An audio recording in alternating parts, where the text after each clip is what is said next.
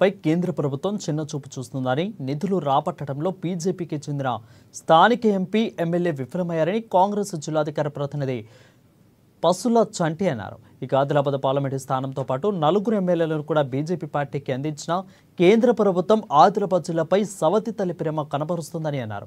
ఇక బోధులు ఏర్పాటు చేసిన మీడియా సమావేశంలో కేంద్ర తీరును ఎడకట్టారు. జిల్లాకు రావాల్సిన నిధులు తేవడంలో ఎంపీ, ఎమ్మెల్యే వైఫల్యం చెందారంటూ ఆరోపించారు. రాష్ట్ర ప్రభుత్వ భాగస్వామ్యంతో ఏర్పాటు చేయనున్న ఆర్మూర్ ఆదిలాబాద్ రైల్వే లైన్కి నిధులు మంజూరు ఇచ్చే విషయంలో కూడా నిర్లక్ష్యం ప్రదర్శిస్తున్నారని అన్నారు.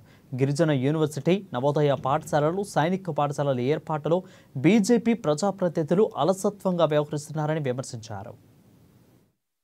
జిల్లా ప్రత్యేకంగా ఆదిలాబాద్ జిల్లా, నిర్మల్ జిల్లాకు సంబంధించిన ప్రజల చిరకాల ఆకాంక్ష అయినటువంటి ఆర్మూర్ నుంచి ఆదిలాబాద్ వరకు ఏదైతే బ్రాడ్ గేజ్ రైల్వే లైన్ నిర్మాణం ఉందో అది దాదాపు 10 సంవత్సరాల నుంచి పెండింగ్లో వస్తూ ఉంది. కాబట్టి ఈ మధ్య కాలంలో దక్షిణ మధ్య రైల్వేకి సంబంధించినటువంటి అధికారుల మీటింగ్లలో కూడా ఇది చర్చకు వచ్చినా ఇక్కడ ఉన్నటువంటి బీజేపీ లీడర్లు, స్థానిక పార్లమెంట్ సభ్యుడు కానీ, ఇక్కడ ఉన్నటువంటి శాసనసభ బీజేపీ పక్ష నేత కానీ దాని గురించి ఎటువంటి వ్యాఖ్యలు చేయకపోవడం నిజంగా ఆదిలాబాద్ జిల్లా ప్రజల దురదృష్టం. ఇది ఉమ్మడి ఆదిలాబాద్ జిల్లాలో ఒక పార్లమెంట్ స్థానాన్ని, 4 అసెంబ్లీ స్థానాన్ని బీజేపీ పార్టీకి గెలిపించి ఇచ్చిన ఈ ప్రజలకు బీజేపీ పార్టీ ఎటువంటి ఉపయోగమైనటువంటి కార్యక్రమాలు చేయట్లేదు.